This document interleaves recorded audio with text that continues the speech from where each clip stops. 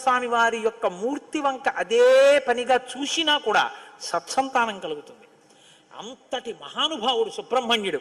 ప్రత్యేకించి ఏ కారణం చేతనైనా గర్భం నిలవక బాధపడుతున్న వాళ్ళు, గర్భిణి అయినప్పటికీ కడుపున ఎటువంటి బిడ్డలు పుడతారో తెలియని వాళ్ళు, వాళ్ళ ఆయుర్దాయం బాగుండాలనుకున్న వాళ్ళు, సంతానం క్షేమంగా వృద్ధిలోకి రావాలనుకున్న వాళ్ళు రామాయణాంతర్గతమైన షణ్ముఖోత్పత్తిని విని తీరాలి.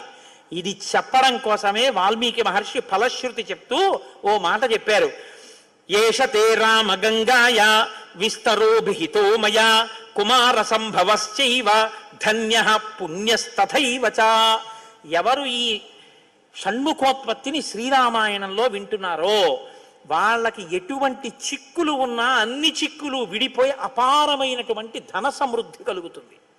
2